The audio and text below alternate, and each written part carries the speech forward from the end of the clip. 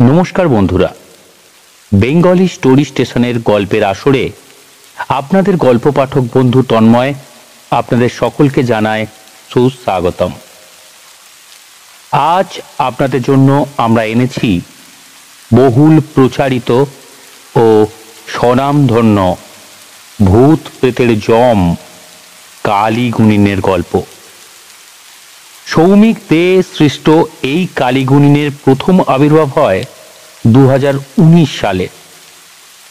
প্রথম বই ছিল কালীগুণিন ও ছয় রহস্য। এই বইয়েরই প্রথম গল্পটি আজ আমরা আপনাদের পাঠ করে শোনাব। গল্প পাঠ কেমন লাগলো জানাতে ভুলবেন না, আর যদি ভালো লাগে আমাদের চ্যানেলটিকে সাবস্ক্রাইব করতেও ভুলবেন না। তাহলে শুনতে থাকুন কানাওয়ালার ফাঁদ।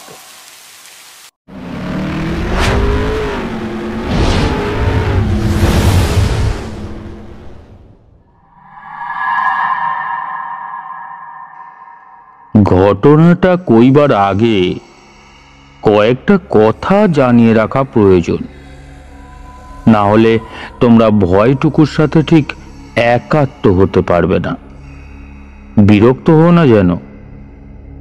প্রথমে কয়ে রাখি, কানাওয়ালা কাকে বলে তোমাদের তেমন ভাবে জানবার কথা নয়, তবে তোমার বাড়ির বড়রা ঠিক জানে। জানে। তারা এই নাম উচ্চারণ অবধি অপয়া বলে মানেন।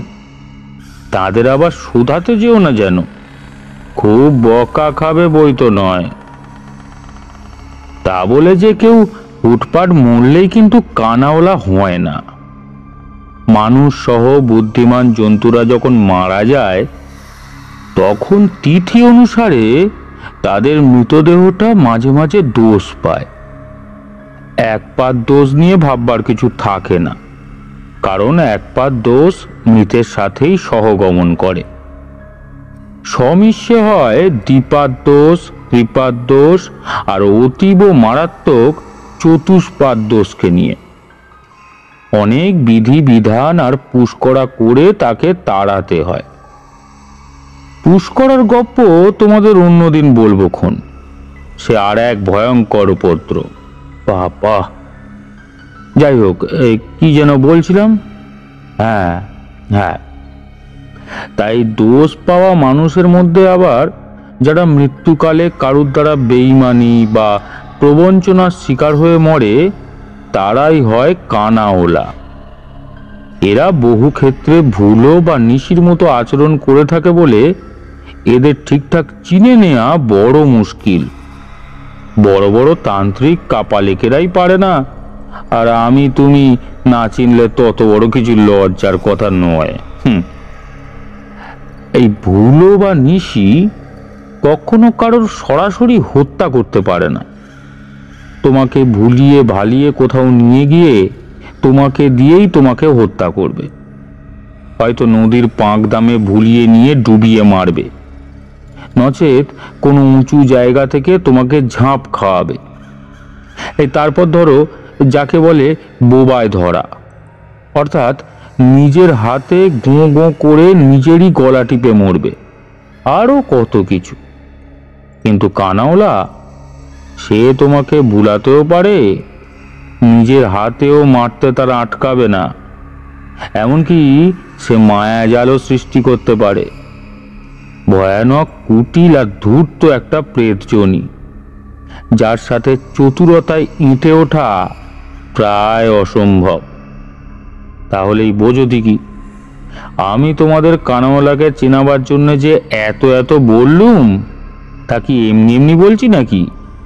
তোমাদেরও তো সতর্ক হওয়া দরকার নাকি? তোমরা শহর মুল্লুকে থাকো বলে তত বেশি আশ্বাস পাওয়ার তেমন কোনো কারণ নেই।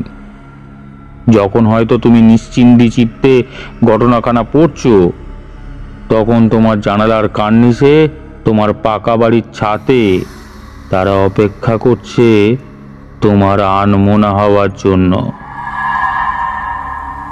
এইবার বলতে শুরু করছি, মন দিয়ে শোনো।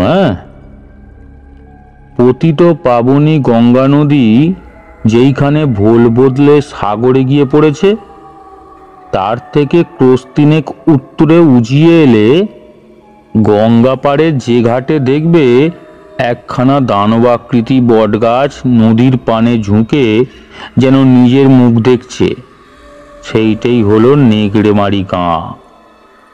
নামটা কেন আর কোথা থেকে জুড়ে বসেছে তা কেউ জানে না, কিন্তু ওই গাঁয়ে কেউ কখনো নেকড়ে দেখেনি। সুন্দরবন জেলা অঞ্চলের গড়পড়তা গাঁগঞ্জগুলির মতো এইটা কিন্তু সেই মাত্র 15-20 ঘর নিয়ে তৈরি হওয়া বসতি নয়।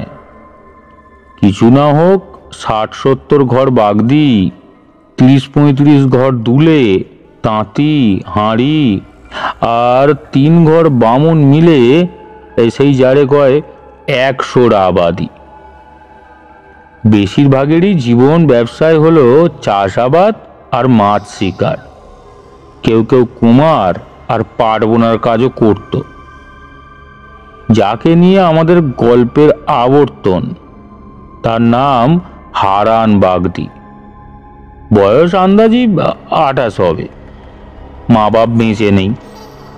হারান আর তার ছোট ভাই নরেন একসাথে থাকতো। স্বভাব চরিত্র তার তত সুখ্যাতি করবার মতো নয়। বেশিরভাগ সময় তাড়ি বা হাঁড়িয়া খেয়ে নেশা করে আর ধূর্তামি নষ্টামি করে লোক ঠকিয়ে বেড়ায়। কিন্তু তাহলে হয় কি, তার একখানা ভালো গুণও ছিল। হারান পাট দিয়ে চমৎকার দড়ি বুনতে পারত। আশপাশের তল্লাটের মধ্যে একমাত্র তার কাছেই পাটের দড়ি বোনার কল ছিল। অনেক রাত্রির অবধি সে জড়ানো গলায় গুনগুনিয়ে গান গাইতো আর সুতা কলে বসে দড়ি বুনত। এই ব্যবসায় তার হাত ছিল পীরের মতো, আর তার তৈয়ারি দ্রব্যের চাহিদাও ছিল অন্য হাটুড়েদের তুলনায় কিঞ্চিত বেশি। আস্তে আস্তে তাদের অবস্থা ফিরছিল, দুটো পয়সা করিও আসছিল। হয়তো জীবনটা ভালোভাবেই কাটাতে পারত। কিন্তু এমন সময় হারান প্রেমে পড়ল তার গাঁয়ের তারাচরণ মুখুজ্জের কন্যা মানসীকে দেখে। মানসীর বয়স 17।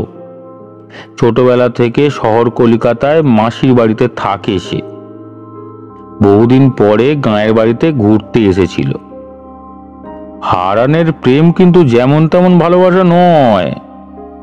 এমনিতেই সে ছিল ভয়ানক একগুঁয়ে আর অপরিণামদর্শী। তাই প্রথম দেখাতেই হারান অপ্রকৃতিস্থ হয়ে পড়ল যেন।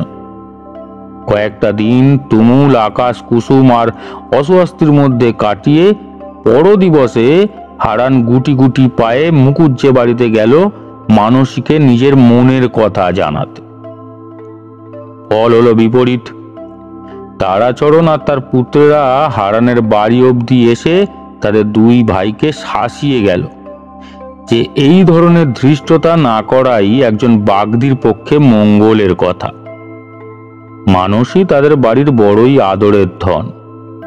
তার বিবাহ স্থির হয়ে রয়েছে গাঁয়ের আর এক ঘর বামুন নিত্যানন্দ ঘোষালের ছেলে মাধবের সাথে। হারান নির্জাতের ছেলে হয়ে কোন সাহসে ভর করে প্রেম নিবেদন করতে গিয়েছিল। তারাচরণের দুই ছেলে বগলা রাধেও বেশ দুখানা কটু কথা শুনিয়ে দিল হারানকে। এই এত এত বড় সাহস, এত বড় সাহস! তুই আমার বোনের দিকে হাত তুলিস, তুই বোনের দিকে কথা বলিস? হ্যাঁ, এই দাদা শালা, এত সাহস হয়েছে ওর! বাগদির ছেলে হয়ে আমার বোনের সঙ্গে প্রেম করার কথা স্বপ্ন ভাবে। এই, আর দ্বিতীয় দিন যদি ওদিকে পেয়েছিস না, হ্যাঁ, একদম পা ভেঙে রেখে দেবো, পা ভেঙে রেখে দেবো। ওই কথাটা মনে রাখিস, মনে রাখিস কথাটা। ভালো করে শোন, ভালো করে শোন। ফের যদি কখনো এমন বেচাল চোখে পড়েছে, তবে ঘরের চালা কেটে মাটিতে সর্ষে বুনে দেবো। হারানের এই বেহায়া বাতুলতায় এমনিতেই গ্রামের হাটতলায়, বটতলায় আর সর্বত্র একটা গেল গেল রব উঠেছিল। এবার তা সপ্তমে উঠল। গোটা গায়ে ঢিঢি পড়ে গেল, আর সবাই ক্ষিপ্ত হয়ে রইল তার প্রতি। কিন্তু আশ্চর্যের বিষয় এই যে এসবে হারানের চালচলনে কোনো বদল এলো না। সে হাটে বাজারে বায়ুরোগীর ন্যায় নিজেকে মানসীর ভাবী স্বামী রূপে পরিচয় দিতে শুরু করে দিল।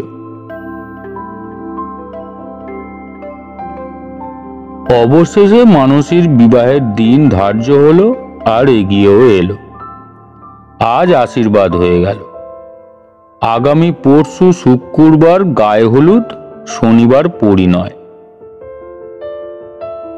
এবারে হারান বাগদি এক অতি মারাত্মক কাজ করে বসল। বুধবারের সাঁঝবেলাতে যখন মুকুজ্জে বাড়িতে গায়ের এওস্তিরা সব গিয়েছেন আচার অনুষ্ঠান ব্যাপারে কথা কইতে, সে সময় হারান একখানা লম্বা রামদা নিয়ে চড়াও হয় সেইখানে। চক্ষু রক্তবর্ণ, মুখে মদের গন্ধ। স্ত্রীলোকেরা যখন ভয়ে ছোটাছুটি আর আর্তনাদ করছে, এমন সময়ে কোনো গতিকে রাধেচরণ মুকুজ্জে তাকে পেছন থেকে জাপটে ধরে ফেললে। হাতের দা খসে যেতেই উপস্থিত পুরুষ মানুষেরা হারানকে উত্তম মধ্যম প্রহার করে।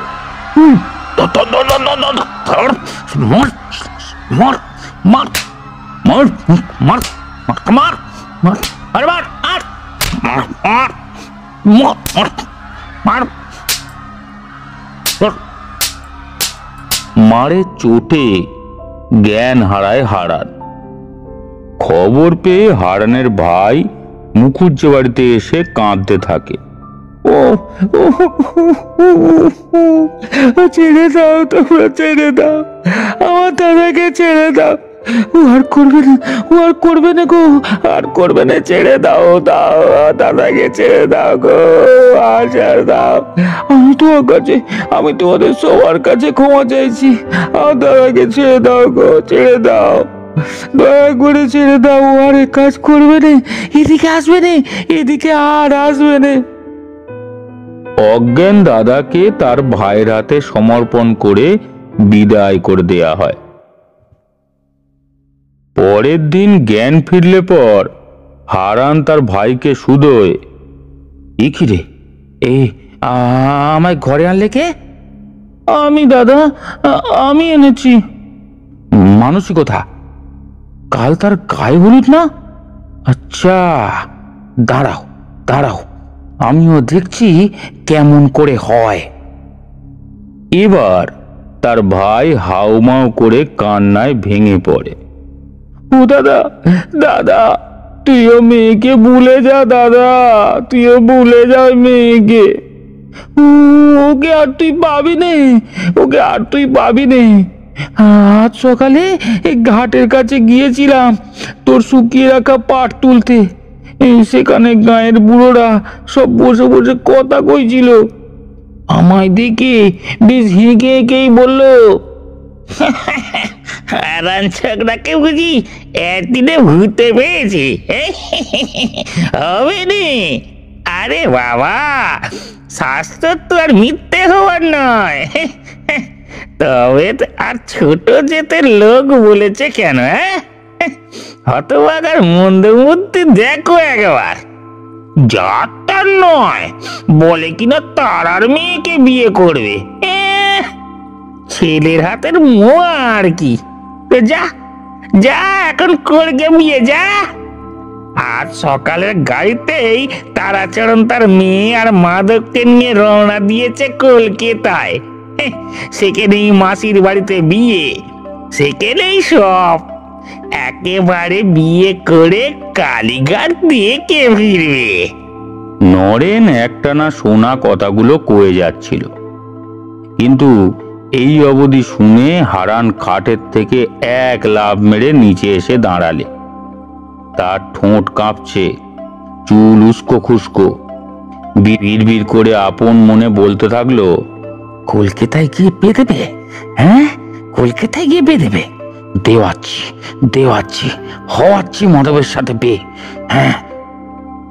এই বলতে বলতে পোর্টমেন্টো থেকে এক খাবলা নম্বরি নোট তুলে নিয়ে পিরানের বুক পকেটে গুঁজে নিয়ে দৌড়তে দৌড়তে হাজির হলো রেল স্টেশন।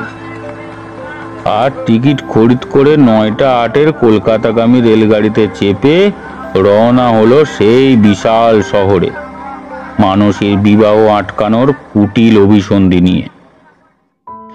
এখন কথা হচ্ছে, তারা মুখুজ্জে বা নিতু ঘোষালের পরিবারের কেউই সকালের গাড়িতে কলকাতায় যায়নি।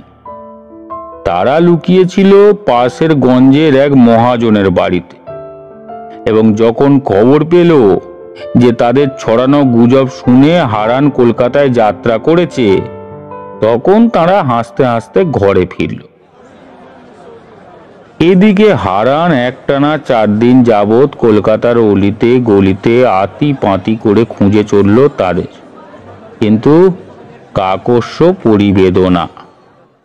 অবশেষে 5 দিনের মাথায় পড়ন্ত দুপুরে এক গা ধুলো মাটি নিয়ে হারান গ্রামে ফিরল, আর শুনল যে মুখুজ্জে বাড়ির সাথে ঘোষাল বাড়ির জাঁকজমক করে বিবাহ সম্পন্ন হয়েছে, আর বরবধূ পশ্চিমে মুঙ্গের প্রদেশে ঘুরতে চলে গিয়েছে।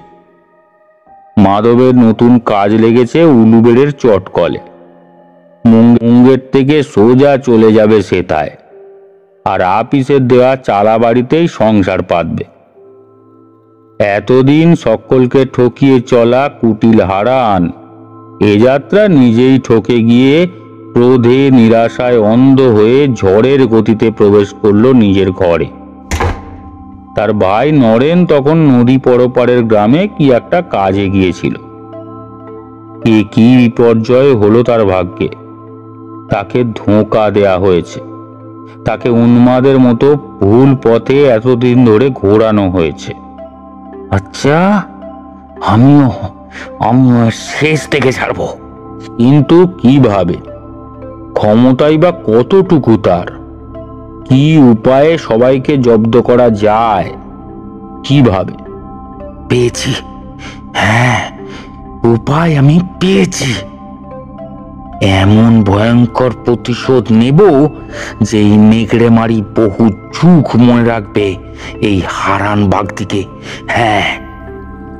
নরেন নৌকা করে নিজের গ্রামের ঘাটে এসে ঠেকার পূর্বেই কলুইয়ে দাঁড়িয়ে সে আর বাকি সকল নৌযাত্রীরা শেষ বিকেলের পড়ে আসা আলোয় দেখতে পেল যে ঘাটের গায়ে বিশাল বটগাছটার যে শাখাটা এগিয়ে এসেছে নদীর দিকে, সেই ডালখানাতে গলায় গামছা বেঁধে আত্মহত্যা করেছে হারান। নরেন নৌকা ডাঙায় ঠেকার আগেই জলে ঝাঁপিয়ে পড়ল, আর চিৎকার করে কাঁদতে কাঁদতে মৃতদেহের পা জড়িয়ে ধরল। দাদা, কি করলি তুই? এরকম কেন করলি রে দাদা? কি করলি তুই? কিছু সময়ের মধ্যে পুরুষেরা সকলে জড়ো হলো সেই বটতলা। কেউ কেউ মুখে দুঃখ প্রকাশ করলো বটে, তবে মনে মনে হাঁপ ছেড়ে বাঁচলো, আপদ গিয়েছে। মুরব্বীরা নরেনকে পরামর্শ দিয়ে বলল, তুমি তো বাচ্চা ছেলে মানুষ, তোমার উপর আমাদের কোনো রাগ বা বিদ্বেষ নেই। আজ রাত্রিরে তোমার দাদার মৃতদেহ দাহ করা হবে। সৎকার্য সম্পন্ন হলে পর কাল তোমাকে তোমার কোনো স্বজনের বাড়ি পৌঁছিয়ে দেয়া হবে খন। তুমি বাচ্চা একলা একলা কেমন করে গায়ে থাকবে বলো? এই তোমাদের কোন একটা পিসিমা নয়াচড়ের দিকে তাকে বলেছিলে না? সেইখানেই যাবে খন। অতঃপর কর্তব্য স্থির হয়ে গেল। তাতেই হারানের শরীর কৃষ্ণচূড়া গাছের চিতে তুলে ভস্ম করে দেয়া হলো। রাত পোহালে পর নরেনকে পিসিমার গৃহে পাঠিয়ে দেয়া হলো।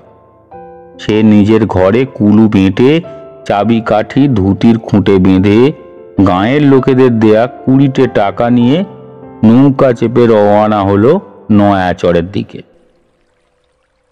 বৈকালে গঙ্গা পাড়ের সেই বটতলায় মাতব্বরদের গল্পগুজব চলাকালীন নানান রকমের আলোচনা হচ্ছিল, ওই হারানকে নিয়েই আর কি। একটু আধটু দুঃখ জানালেও সবার মনের ভাব ছিল একই, অর্থাৎ যা হয়েছে ভালোই হয়েছে। নিত্যানন্দ ঘোষাল কইল, ছোকরার মাথায় ভূত চেপেছিল হে। হ্যাঁ, তা নইলে অমন একখানা দাউলি নিয়ে আমার ভাইয়ের ঘরে চড়াও হয়? হ্যাঁ, বাপ রে বাপ, শুনে তো আমার পান পাখি উড়ে গিয়েছিল প্রায়। সত্য কথায় কষ্ট নেই ভায়া। হ্যাঁ, হতভাগা মরেছে, আপদ বালাই হয়েছে। বেঁচে থাকলে গায়ের হাড় জ্বালাতন করতো সে বেটা। হ্যাঁ, এই বলে দিলুম। হ্যাঁ হ্যাঁ। একাধিক্রমে সকলেই স্বীকার করল যে কথাটা সত্য বটে। কখন বা খুন জখমই করে বসতো ছোঁড়া। যাক, এতদিনে ঝঞ্ঝাট থেকে মুক্তি পাওয়া গিয়েছে, এবার নিশ্চিন্তি। কিন্তু এখানে গ্রামবাসীদের হিসেবে একটা মস্ত বড় ভুল ছিল। বিপদ শেষ হয়নি, সবে শুরু হয়েছিল মাত্র। হারান বেঁচে থাকতেই ছিল অতি বদ আর চতুর। অপঘাতের পরে সে পরিণত হলো এক ভয়ানক ধূর্ত আর হিংস্র প্রেতাত্মায়। সুযোগের অপেক্ষায় তককে তককে ঘুরে বেড়াতে লাগলো গাঁয়ের আনাচে কানাচে। সেই কথাই আজ তোমাদের বলতে চলেছি, শোনো তবে।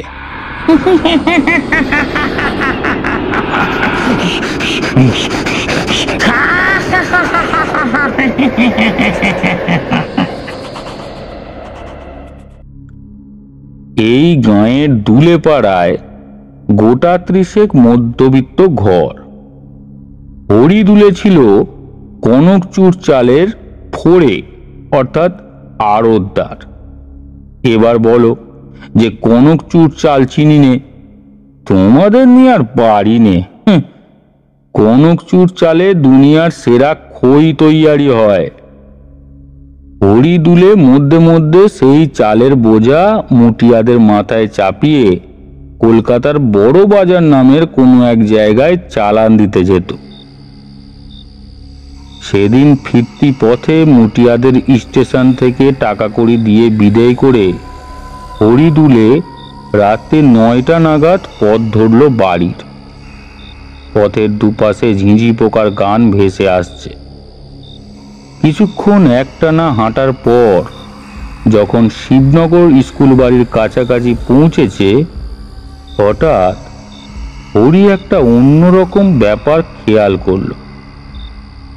স্কুল বাড়ির যে কাঁচা রাস্তাটার কথা বলছি, সেটার বাঁদিকে বড় বড় ঝুপসি গাছের সারি, আর অন্যদিকে এক টানা ধান ক্ষেত।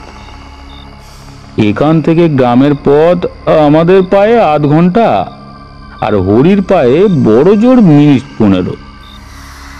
তা আপন মনে চলতে চলতে হরির মনে হলো তার পাশে পাশে আর একটা যেন কেউ পথ চলছে। ঠিক পাশ বরাবর নয়, যেন পথের গা ঘেঁষে ধান ক্ষেতের মধ্যে দিয়ে কেউ সমান তালে পা ফেলে ফেলে এগুচ্ছে। হরির মনে খটকা লাগলেও সেই ভাবনাটা মন থেকে অচিরেই ঝেড়ে ফেলল। রাত ভিতে হাওয়া বাতাস লেগে ক্ষেত কামারি থেকে কত রকম আওয়াজই তো আসে। হরি আবার পথ চলতে শুরু করল। কিছু সময় চলার পর হরি আবার অস্বস্তি বোধ করল। আওয়াজটা যেন পিছু ছাড়ছে না। আবারও সে এই ধারণা উপেক্ষা করতে যাচ্ছিল, কিন্তু একটা ব্যাপার এবার তার নজরে এলো। সে ঠাহর করলো বেশ কিছু দূরের ক্ষেতের থেকে ঝিঁঝি পোকার ডাক কানে আসছে, বাঁ পাশের গাছগাছালি থেকেও তাই। কিন্তু আজব ব্যাপার এই যে তার গা ঘেঁষা ধান গাছের সারি থেকে কোনো পোকা ডাকছে না। এবার হরির ভয় করতে লাগলো। কেন করতে লাগলো জিজ্ঞাসা করছো? তোমরা গাঁয়ের লোক হলে ঠিক বুঝতে পারত। হরি এবার বুঝলো যে তার মনের ভ্রম নয়, সত্যি সত্যি ধান গাছের আড়া দিয়ে কোনো মানুষ বা বড় কোনো জানোয়ার চলাফেরা করছে, না হলে পোকার দল কখনো ডাক থামাতো না। তারা কাউকে একটা দেখতে পাচ্ছে। হরি হনহন করে পা চালিয়ে চলতে শুরু করল, আর খেয়াল করলো যে সেই অদেখা বস্তুটিও ততোধিক দ্রুত চলতে শুরু করেছে।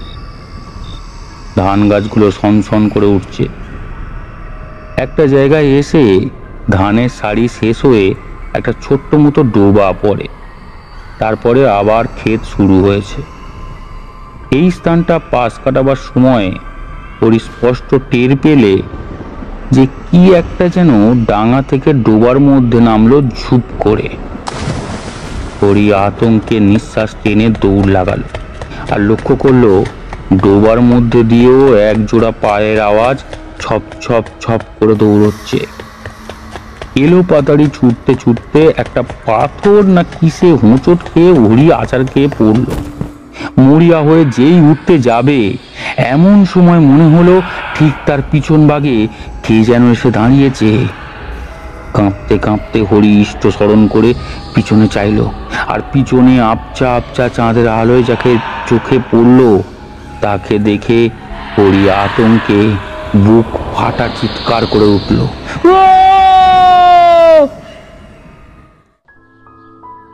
প্রত্যুষকালে পড়শিরা আবিষ্কার করলে যে নদী পাড়ের বটগাছের ডালে হরিদুলের কাঠ হয়ে যাওয়া মৃতদেহ গলায় দড়ি দিয়ে ঝুলছে। তার চোখ ঠিকরে বেরিয়ে আসতে চাইছে, যেন মরণকালে সে কোনো কিছু দেখে ভয়ানক ভয় পেয়েছিল। এই বীভৎস অপমৃত্যু প্রত্যক্ষ করার পর গোটা গাঁ সারাদিন থমথমে হয়ে রইল। আর সাঁঝবেলার পর থেকেই পথঘাট শুনশান হয়ে পড়ল। শুধু ঝোপঝাড় থেকে পাতি শিয়ালগুলো ওয়ারা ওয়ারা করে ডেকে বেড়াতে লাগলো। প্রায় সবার মনেই একটা আশঙ্কা উঁকি দিচ্ছিল, কিন্তু মুখে কেউ কিছু প্রকাশ করল না। যে যার রাঁধা খাওয়ার কর্তব্য সাঙ্গ করে তাড়াতাড়ি শুয়ে পড়ল। দুটো দিন কিছু হলো না। লোকেদের মনের সন্দেহটাও উবে যেতে শুরু করেছিল। এমনটাও তো হতে পারে যে হরি হয়তো নিজেই গলায় দড়ি দিয়েছে, যদিও সম্ভাবনাটা আদপি বিশ্বাসযোগ্য নয়। সে বেশ 2 পয়সার মালিক, ঘরে তার শান্তির অভাব নেই, তবু নিজের নিজের চিত্তকে প্রবোধ দেওয়া ছাড়া উপায় বা কি? এমনই ভাবে 1 দিন 2 দিন কাটার পর তৃতীয় দিনই ঘটে গেল মর্মান্তিক অঘটনটা। ওকে কিছু প্রকাশ্যে না কইলেও প্রায় প্রত্যেকেই সন্ধ্যাকালের পর ঘর থেকে বেরোনো বন্ধ করে দিয়েছে বললেই চলে। খুব বিশেষ আবশ্যক না থাকলে কেউই সকালের পূর্বে বাইরে পা রাখছে না। তা সেদিন রাত্রিরে আহারে বসার আগে তারাচরণ মুখুজ্জের বাইরে খোলায় যাওয়ার দরকার পড়ল। বড় ছেলেকে কয়ে তিনি গাড়ু আর গামছাটি নিয়ে বাইরে বেরুলেন।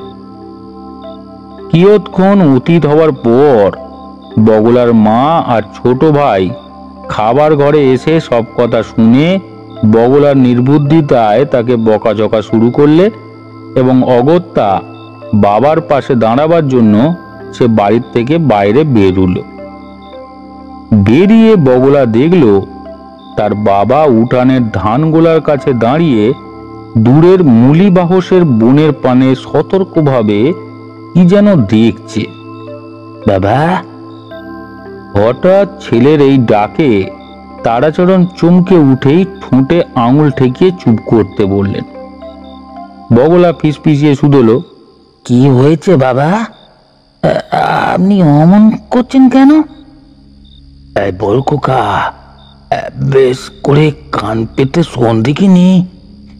ওই ওই বাঁশ বনের ভিতর থেকে যেন একটা এই মেয়ে ছেলের কান্নার আওয়াজ পেলাম।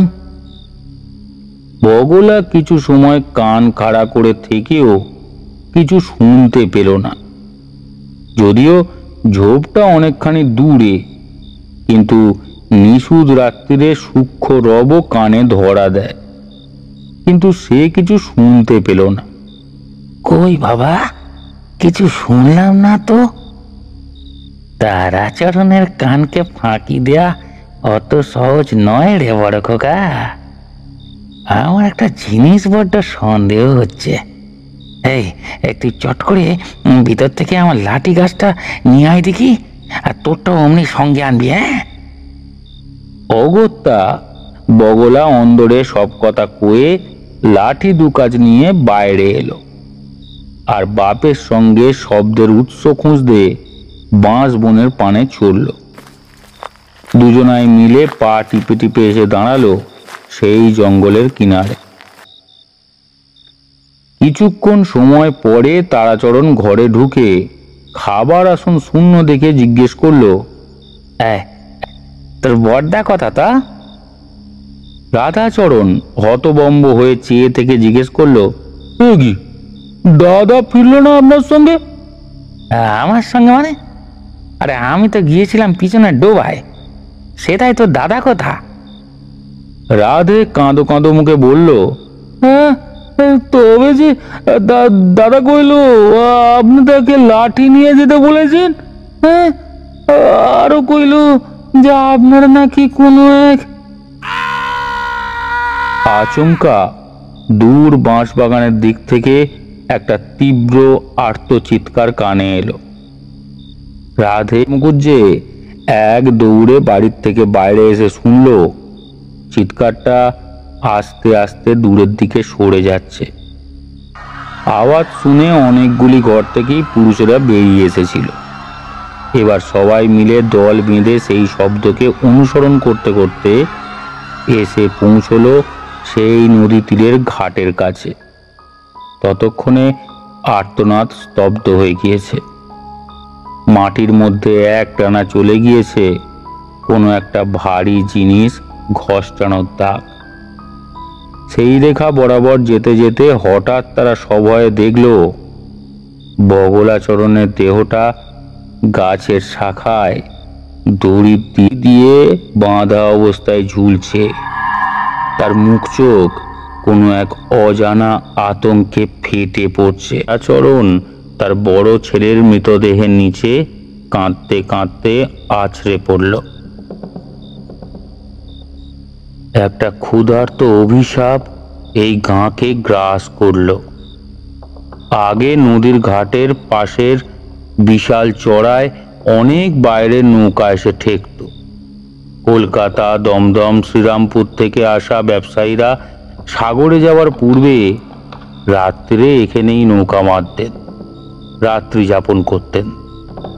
কিন্তু এই উপদ্রব শুরু হওয়ার পর থেকে আর কেউই সেখানে ঠিক হতে পারত না। কাউকে ঘুমের মধ্যে টেনে জলে ডুবিয়ে মারা হতো, কেউ বা গাছে ঝুলে মরতেন। মোট কথা, কেউ আর সেখানে নৌকো ভিড়ত না। এরপর গাঁয়ের আরো 2 না 3টে লোক এইভাবে মরার পর গোপন আশঙ্কাটি আর চাপা রইল না।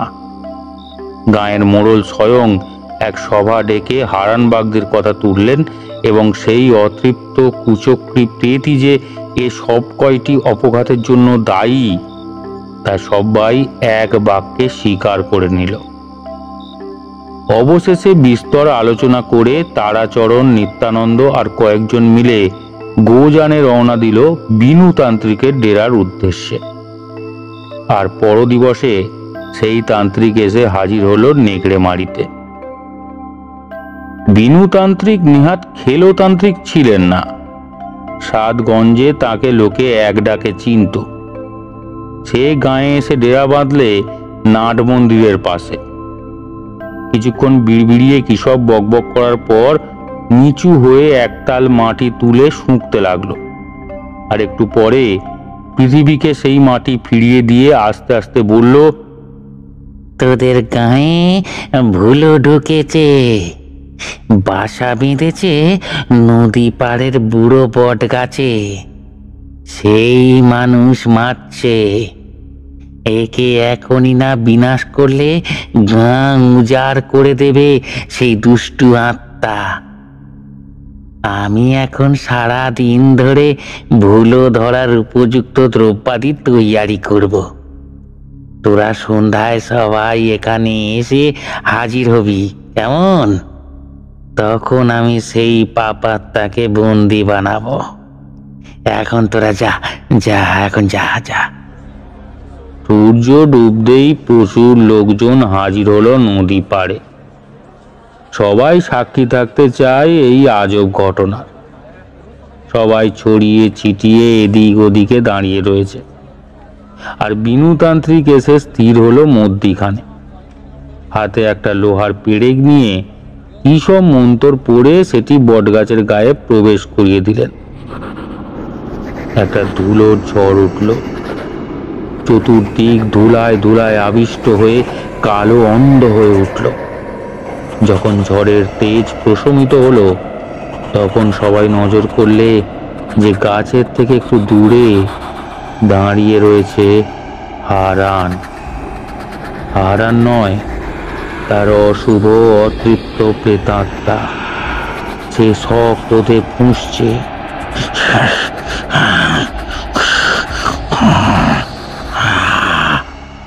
সেই হারান বাগদি, যাকে গ্রামবাসীরা নিজ হস্তে পুড়িয়েছে। তান্ত্রিক একটা সলতে পাকানো প্রদীপ হাতে হারানের পানে চেয়ে কইল, কেন মেরে বেড়াচ্ছিস এদের? কি চাই তোর? উত্তরে হারান খিলখিল করে হেসে উঠল।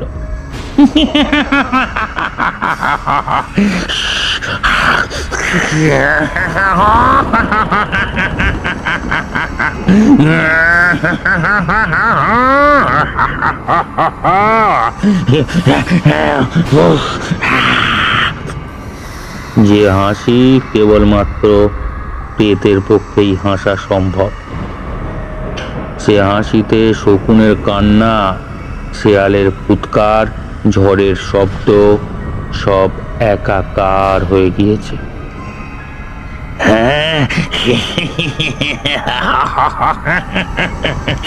এই এখনো কিছুই করিনি তান্ত্রিক, তবে করব করব।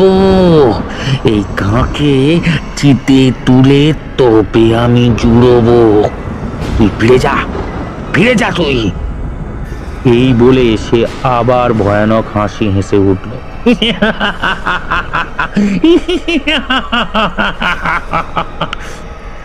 তান্ত্রিক এবার অস্ফুট স্বরে মন্তর বিড়বিড় করতে লাগলো। ওম কালী কালীকে চণ্ডমুণ্ড খণ্ড খণ্ডী রুদ্রদণ্ড পালিকে ওম কালী কালী কালীকে ওম কালী। এটা শোনা মাত্র হারান চক্রাকারে হাওয়ায় ঘুরতে শুরু করলো আর হাসতে থাকলো।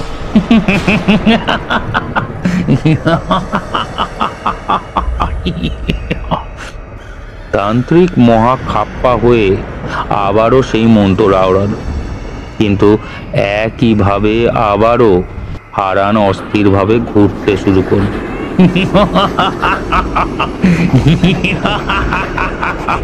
তুই নিজেকে বড় চালাক ভাবিস না রে তান্ত্রিক? হ্যাঁ, ভাবছিস এই মন্তরখানা পড়ে প্রদীপখানা জ্বাললেই আমাকে জায়গাতেই বেঁধে ফেলবি? হ্যাঁ, বাঁধাচ্ছি বাঁধাচ্ছি। আমি এক জায়গায় স্থিত না হলে তো তোর এই জারি জুড়িয়ে কাজ করবে নে। আমি জানি জানি রে। এবার দেখ, এবার দেখ আমি কি করতে পারি। হারান একটু থেমে নিজের বাঁ হাতের উপরিস্থলে নিজের ডান হাতখানা রেখে একটুক্ষণ কি যেন ফিস ফিস করলো। পরক্ষণেই তার শরীর থেকে এক ভয়ঙ্কর হাওয়ার ঝাপটা এসে উপস্থিত প্রতিটি মানুষের বুকে সজোরে ধাক্কা দিল। সেই দানবীয় বাতাসের ঝাপটায় কেউ ছিটকে পড়ে গেল, কেউ নদীতে নিক্ষিপ্ত হলো, আর তান্ত্রিক আছাড় খেয়ে পড়ল মাটিতে। লোকজন প্রাণ ভয়ে ছোটাছুটি শুরু করলো, আর হারান এসে দাঁড়ালো ভূপতিত বিনু তান্ত্রিকের শিয়রে। মুখে তার শয়তানের হাসি। বিনু আপন মনে অবিশ্বাসের সুরে বলল, এ আমার প্রথম ভুল হলো। এ ভুলো নয়, এ ভুলো নয়, এ অন্য কিছু। ভুলো বা নিষেধ থেকেও জবর কিছু। আমি কেন ধরতে পারছি নে, কিছুতেই পারছি নে। বিনুতান্ত্রিক মাটির থেকে উঠে হারানের দিকে চেয়ে অস্ফুট বিস্ময়ের স্বরে শুধলেন, কে কে কে তুই শয়তান, কে তুই শয়তান? পরের দিন প্রভাতে বিনুর দেহটা গাছের ডালে ঝুলতে দেখা গেল। এত বড় সাধকের এমন বেঘোরে মৃত্যুর পর বাইরের লোকেরা ওই গ্রামে আসা অবধি বন্ধ করে দিল। একটা মরণান্তক কাল বিভীষিকা নিজের ধারালো থাবা পেতে বসে রইল একটার পর একটা শিকারের অপেক্ষায়। মাঝে মাঝেই এক আধটা মানুষ, গোহালের গরু ছাগল মরতে লাগলো। এমনি ভাবেই দিন কাটছিল। এক রাত্রিরে গাঁয়ের লোকেরা মধ্যরাত্রি আন্দাজ নদী পাড়ের দিক থেকে একটা কোলাহল শুনতে পেল। কোলাহল ঠিক নয়, অনেকগুলি লোক যেন কিছু একটা দেখে ভয়ার্ত গলায় চেঁচামেচি করছে। গ্রামের লোকজন একটু অবাক হলো। হারানের প্রেতাত্মার খবর ছড়িয়ে পড়ার পর নদীতে আর কোনো নৌকায় রাত্রে ভেড়ে না। যদিও বা মন ভুলান্তে চলে আসে, তবে কিছু একটা দেখে ভয়ে পরিত্রাহী সে ঘাট পরিত্যাগ করে। তবে ঘাটে উঠে এই মাঝরাতে শব্দ করে কারা? প্রভাতে সূর্য উঠলে পর তারাচরণ, ঘোষাল, ভট্টাচ, পরেশ নাপিত আর 2-4 লোক নদীর ঘাটে গিয়ে দেখল ঘাটে একখানা ছোট বজরা বাঁধা, চড়ায় অনেকগুলো গাছ পড়ে আছে ইতস্তত। খোঁজ নিয়ে জানলো সেটা গতকাল রাত্রে এখানে ভিড়েছে। রাতে মাঝি খালাসিরা নদীর চড়ায় নেমে রান্না করে খেয়েছে। এমন সময় দেখলো একটু দূরে বজরার মালিক উবু হয়ে বসে মাটিতে কি যেন খুঁজছে। গাঁয়ের এদের আসতে দেখে উঠে দাঁড়ালো। তার বয়স 50-এর আশপাশ, রিজু দেহ, পরনে ধপধপে শুভ্র ধুতি আর কামিজ। তারাচরণের দল বিস্মিত হয়ে গিয়েছিল। পরেশ তাকে জিজ্ঞেস করলো, আকা আপনারা? ব্রাহ্মণ, আমার নাম কালীপদ মুখুজ্জি, নিবাস দিগরা। এর নাম কথা? তবে আপনারা মানে গতকাল রাত্রে আপনারা এখানেই ছিলেন আগে? হ্যাঁ, তাই তো ছিলুম। অচেনা অজানা মুলুকে এসে ঝুপ করে সাঁঝ নেমে গেল, তো আমি কইলেম এখানেই রাতটা পোহাক, সকালে যাত্রা করবো খন। আপনারা সারা রাত্রি ঘাটে ছিলেন? মানে কিছু বুঝতে টুঝতে পারেননি?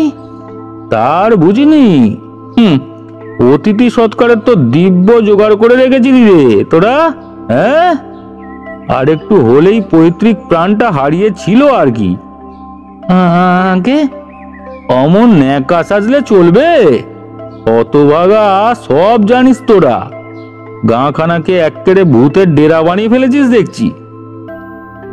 আপনারা চোখে দেখেছেন তাকে? তারপরেও কি? তারপরেও কি? বেঁচে বর্তে কথা কইছি কেমন করে, তাই তো? আসছে কাল আমার ছোট মেয়েটির বিবাহ। আমি গিয়েছিলাম সেই উপলক্ষে শহরে কিছু কাপড় চোপড় খরিদ করতে।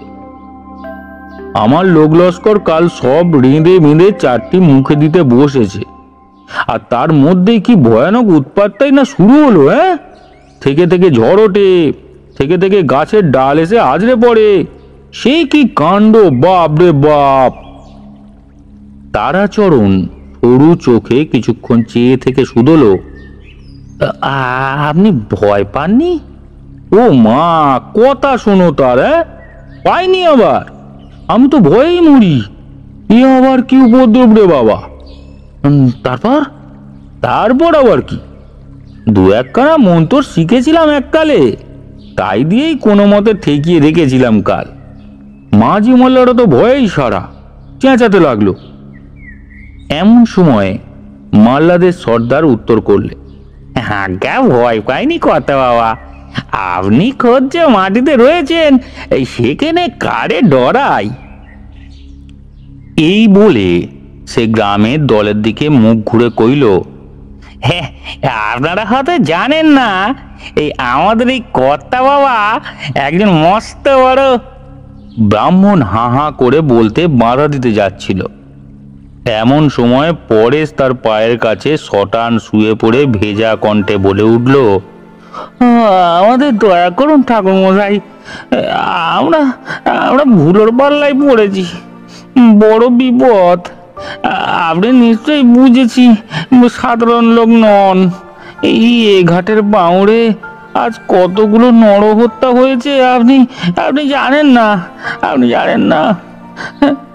কেউ এই গায়ে খোলা আকাশে রাত কাটাতে পারে না, আর আপনি তাকে ঠেকিয়ে অবধি রেখেছিলেন। আপনাকে আপনার ইষ্ট দেবতা দিব্যি আমাদের দয়া করুন, দয়া করুন। কালীপদ একটা নিঃশ্বাস ফেলে গাছের গুঁড়িতে বসলো। সে তার পুরো পরিচয় এই লোকেদের দেয়নি। রায়দিগরার নাম করা মুখুজ্জে বংশের সন্তান সে, নিজে একজন ডাকসাইটে গুণিন, স্বয়ং অঘরী হংসী তান্ত্রিকের শিষ্য। এই হংসী তান্ত্রিকের একটা ভয়ঙ্কর ঘটনা তোমাদের আমি সময় মতো বলবো খন। যাই হোক, কালীপদ পড়ে গেল মহা দোটানায়। একদিকে মেয়ের কন্যাদানের দায়িত্ব, অন্যদিকে এতগুলো মানুষের প্রাণ। গুরু হংসী তাকে শিষ্যাবস্থায় করেছিলেন, অকারণে তুচ্ছ স্বার্থে বা নাম অর্জনের জন্য এই বিদ্যে প্রয়োগ করবি নে, আর অসহায়কে কখনো ফেরাবি নে। দোনামোনা করে অবশেষে কালী নিজের কর্তব্য স্থির করে ফেলল। নিজের লোক লস্করের দিকে চেয়ে কইল, কি করা যায় বল দেখি কানাই, তোরা কি আর একটা দিন রইতে পারবি এখানে? মাল্লাদের সর্দার কানাই উত্তর করল, তারা সমস্যা কি কর্তা, আপনি যে তাই রয়েছেন, সেখানে ভয়টা কিসের? কি করতে হবে আজ্ঞা করুন। আমার সঙ্গে চল দেখি, গায়ের ভিতর যেতে হবে। এবার বল দেখি, কেউ কি অপঘাতে মরেছে এর মধ্যে? পথ চলতে চলতে নিত্যানন্দ ঘোষাল বলতে লাগলো, হ্যাঁ, এই মাসখানেক পূর্বে এই হারান বলে একটা লম্পট ছোকরা এই ভায়ার মেয়ের প্রেমে পড়ে বাতুল হয়ে উঠেছিল। এর মেয়ে এখন আমার ঘরের বধূ। আমরা তাকে বকাঝকা করে এই মানসীর বিয়ে আমার ছেলে মাধবের সঙ্গে দিয়ে দিই। সেই হতাশায় ওই নদীঘাটের বটগাছে গলায় দড়ি দেয় হারান। বিপদ থেকে বাঁচতে সদর থেকে এনেছিলাম ওই নাম করা বিনুতান্ত্রিককে, কিন্তু সেও তা যেন বুঝলুম। তা সে মেয়ে এখন এ গায়ে নেই নিশ্চয়? না না মহাশয়, আমার পুত্র তাকে নিয়ে উলু বেড়ে থাকে। কথা কইতে কইতে তারাপদর দল আশায় বুক বেঁধে আগে আগে চলল, আর পিছন পিছন কালীগুণিন আর কানাই। নাট মন্দিরের কাছাকাছি এসে কালী বলল, আর নয়, এখানেই দাঁড়া। কালী নাক তুলে বাতাসের থেকে কিসের যেন আঘ্রাণ নিল, থুতু ফেলল। নিচু হয়ে একতাল মাটি তুলে নাকের কাছে নিয়ে অনেক বার ধরে শুঁকল। তারপর মাটি ফেলে দিয়ে বলল, এই যে সাংঘাতিক বিপদ রে, এ ভুলো কোথা? তোদের গায়ে দেখছি কানাওয়ালায় বাস করেছে, এ বিপদ আনলি করতে গিয়ে? ওই যে বললাম বাবা ঠাকুর, ওই হারান বাগদি এখন। তাদের থামিয়ে দিয়ে কালী মাথা নেড়ে বলল, মিলছে না, মিলছে না। তোরা যা যা বললি আমায়, তার মধ্যে কোথায় যেন একটা একটা ফাঁক থেকে যাচ্ছে। আচ্ছা, তোরা কি ওকে কোনোভাবে ঠকিয়েছিলি বা ভুল পথে ঘুরিয়েছিলি? আমরা ঠকাইনি বাবা ঠাকুর, আমরা ঠকাইনি। তবে বিয়ের আগে আমরা পাশের গঞ্জে হরিদুলের চালের আড়তে একটা দিন লুকিয়েছিলাম, আর খবর উঠিয়ে দিয়েছিলাম যে আমরা কলকাতা চলে গিয়েছি। সেই শুনে হারান ছুটে গেল কলকাতায় আমাদের খুঁজতে। এছাড়া যে উপায় ছিল না ঠাকুর। তবেই তো বলি এইবারে মিলল। তবে একটা কথা বলে রাখি, আমি হয়তো এই ভয়ানক ধূর্ত কানাওয়ালার মোকাবেলা করতে পারবো না বাছা। সে যখন এটা বুঝে গিয়েছে যে কি মন্ত্রে আর কি উপায়ে তাকে বন্দি করা যেতে পারে, তখন তাকে বন্দি বানানো অসম্ভব। তাকে বাঁধার জন্য তাকে কিছুক্ষণ এক স্থানে স্থিত করা আবশ্যক, কিন্তু সে আর এক জায়গায় স্থির হবেই না। কালী উত্তর করল। তারাচরণ কেঁদে ফেলে কইল, দয়া করুন বাবা ঠাকুর, দয়া করুন। আমাদের এইবারে সে হতভাগা একেবারে নিকেশ করছে, একে একে নিকেশ করছে। আমার বড় ছেলেটাকে খেয়েছে। এই সেদিন রাত্রিরে শুনি আমার গরু বাছুরগুলো দেদার দৌড়চ্ছে। সে হতভাগা গরুগুলোর দড়ি খুলে দিয়েছে, ভেবেছে সেগুলো আটকাবার জন্য আমি বা আমার ছোট ছেলে বাইরে বেরোবো আর সে টেনে নিয়ে যাবে। কিন্তু আমি বেরোতে দিইনি। সকালে গোটা গাঁ খুঁজে খুঁজে তাদের ধরে এনেছি। পরেশ নাপিত বলল, আমার তাই হয়েছিল ঠাকুরমশাই, আমার তাই হয়েছিল। আমিও রাত্রে বাইর হইনি। শোনা গেল অনেকেরই এই একই অভিজ্ঞতা হয়েছে। কালী আনমনে কি যেন একটা ভাবছিল। এই শেষ কথাটা শুনে সে চমকে উঠল। কি বললে? তোমাদের অনেকেরই গরু খুলে দিয়েছে হারানের প্রেত? আগে হ্যাঁ বাবা, আগে হ্যাঁ।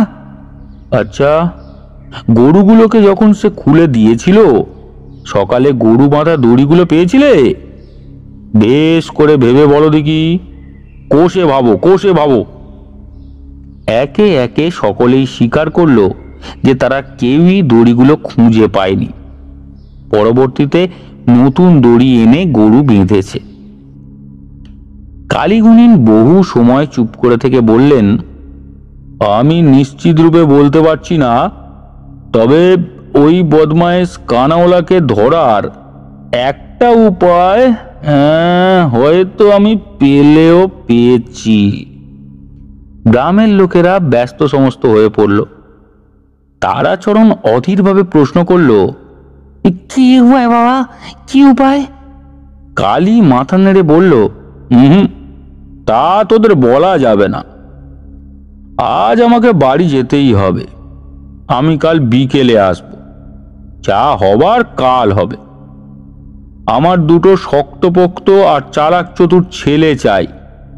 তাদের মধ্যে একজন আজই যাবে নয়াচড়ে হারানের ভাইয়ের থেকে তার বাড়ির চাবি আনতে, আর দ্বিতীয় জনকে সঙ্গে নিয়ে আমার কানাই সর্দার এখনই রওনা হবে শহরে। আছে কেউ? তারার ছেলে রাধাচরণ আর পরেশ নাপিতের যাওয়া স্থির হলো। কালীপদ কানাইকে বেশ করে বুঝিয়ে দিলেন কি করতে হবে, আর নিজে নিত্যানন্দদের ডেকে কইলেন, শোনো বাবা সকল, আমি যা করতে চলেছি তা অতি দুরূহ কার্য। আমাকে আজ বাড়ি যেতেই হবে। তোমরা কোনোভাবেই সন্ধ্যার পর বাড়ি থেকে বেরুবে না, আর দিন থাকতে থাকতে একটা আগুন জেলে গাঁয়ের যত কিছু দড়ি দড়া গামছা পাটের ফেঁসো আছে সব পুড়িয়ে ফেলো। এক গাছিও যেন কোথাও অবশিষ্ট না থাকে। বেশ করে খুঁজবে, কেমন?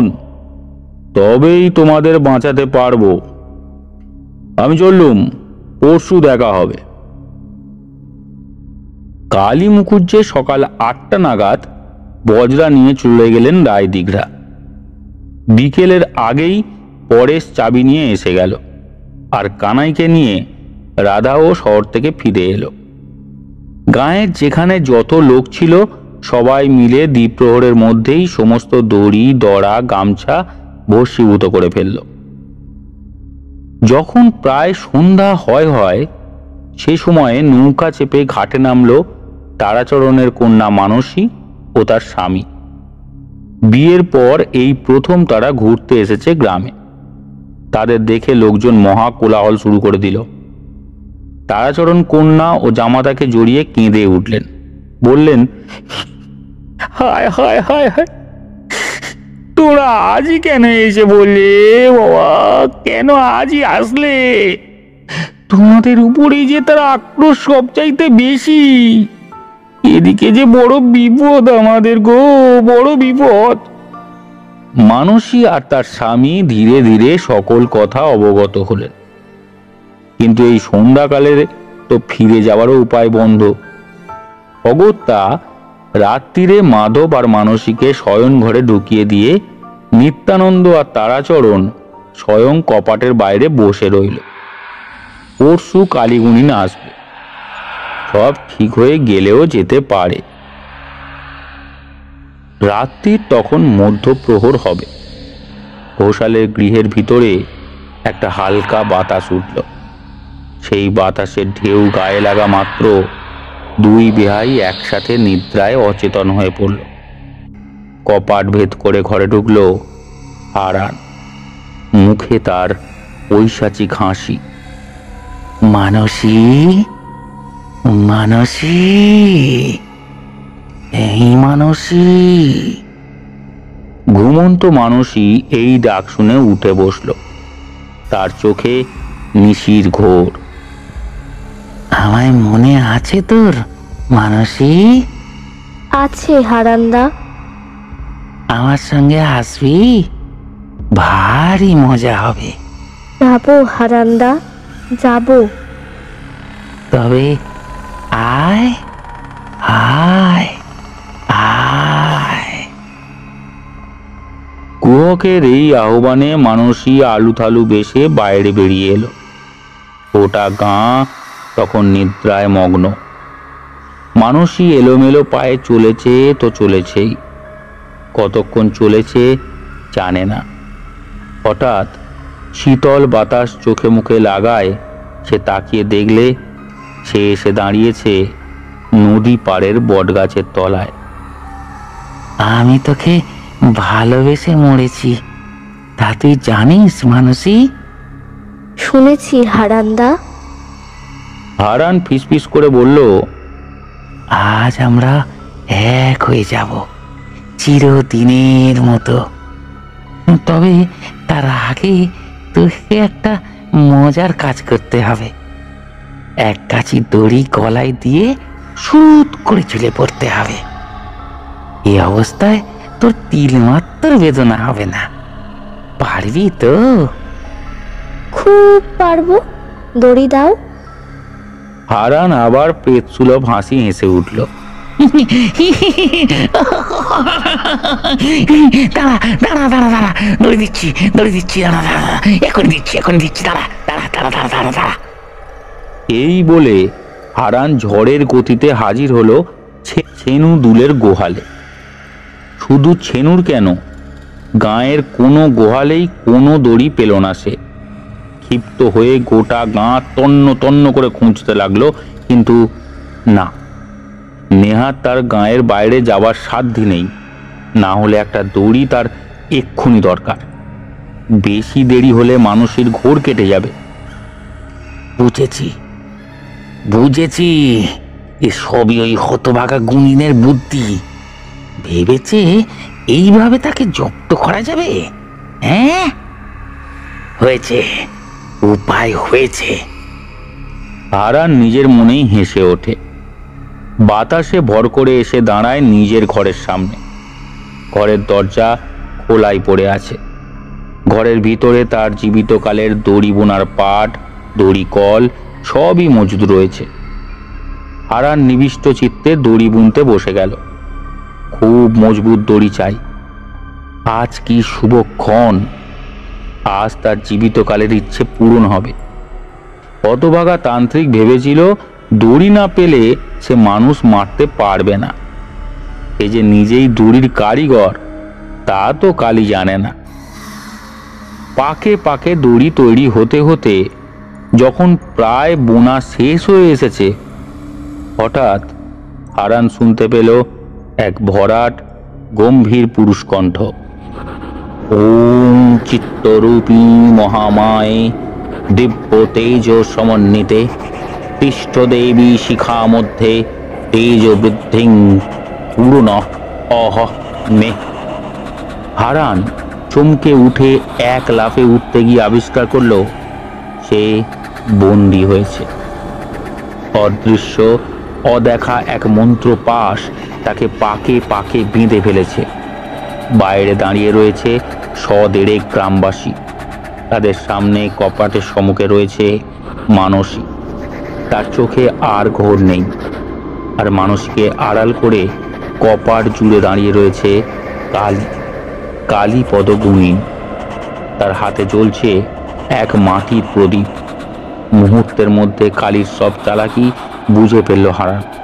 হিংস্রভাবে বলল, ও তুই তবে জানতি যে আমি এখানে আসবো? হুম, জানতাম না, আন্দাজ করেছিলাম। আমি কানাইদের দিয়ে মানসীকে আনিয়েছিলাম, কিন্তু একসাথে ঢুকলে তুই সন্দেহ করতি। তাই মানসী এলো পরের নৌকায় সন্ধ্যাবেলায়। ওকে সব কয়ে রেখেছিল কানাই। সাহসী মেয়ে বটে একখানা, রাজি হতে দ্বিতীয়বার ভাবেনি। হয়েছিল আমার জন্যেই যখন বিপদের শুরু, তখন একে শেষও করব আমি। তাই আমি চলে গেলেও বিকেলের আগে বজরা নিয়ে পাশের গাঁয়ের ঘাটে ফিরে আসি। আর সেখান থেকে সাঁতরে এসে লুকিয়ে থাকি ঘাটের বাঁওড়ের কাছে। আমি আন্দাজ করেছিলাম যে তুই ঘাড় মটকাস নে, জলে ডুবাস নে, কেবলমাত্র নিজের মৃত্যুর কষ্ট বোঝাবার জন্য গলায় দড়ি দিয়ে ঝুলিয়ে দিস। মানসীকেও নিশ্চয়ই তাই করবি। এটাও বুঝেছিলাম যে দড়ি তো তুই মায়ামন্তরে তৈরি করতে পারবি নে। আমি পারি না তো তুই, তোর দড়ির দরকার হবেই হবে। আর তিল মাত্র দড়ি না পেয়ে তুই নিজেই তা তৈরি করতে বসবি, কারণ এরা চলে গেলে আর পাবি নে। এই একটাই উপায় ছিল তোকে কিছুক্ষণ এক জায়গায় স্থির পাওয়ার। এবার এই গাঁ সাপ মুক্ত হবে। হারান তীক্ষ্ণ চিৎকার করে উঠল, আর সঙ্গে সঙ্গে কালী নিজের হাতের প্রদীপটা ছুঁড়ে দিল তার দিকে।